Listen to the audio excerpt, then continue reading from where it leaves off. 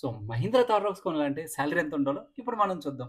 Mahindra Thar Roxx MX-1 RWD price వచ్చి 16 లాక్స్ ఉంది. ఇక్కడ మనం 25/10 రూల్ గురించి మాట్లాడుకుందాం. 20 అంటే 20% ఆఫ్ ద డౌన్ పేమెంట్ అనేది చేసుకోవాలి ఈ ప్రైస్ మీద. సో, చేస్తే నాకు 3,20,000 వచ్చింది. ఇంకా మిగిలింది 12,80,000. సో, ఈ పైసలు మన దగ్గర లేవు కాబట్టి లోన్ తీసుకుంటున్నా 12,80,000కి. అండ్ ఇది 5 ఇయర్స్ లోపు పే చేయాలి. అండ్ 9% ఇంట్రెస్ట్ రేట్ అనేది అప్లై అవుతుంది. ఇక నాకు ఇంట్రెస్ట్ చూసుకుంటే 3,14,242 అనేది వస్తుందన్నమాట. లోన్ ప్లస్ ఇంట్రెస్ట్ నేను చూస్తే నాకు టోటల్‌గా 15,94,242 రూపీస్ వస్తుందన్నమాట.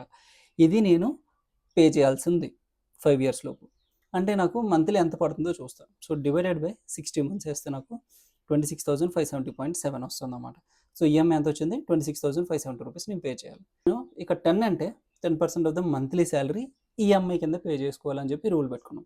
సో, అప్పుడు నాకు సాలరీ తెలీదు కాబట్టి సాలరీ ఎక్స్ అనుకుంటే 10% of the X salary equals to EMI 26,570.7 rupees.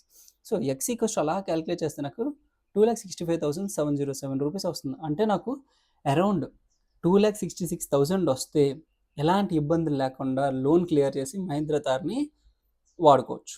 ఎవరైతే థార్ రాక్స్ కొనాలనుకుంటున్నారో వాళ్ళకైతే రీల్‌ని షేర్ చేయండి.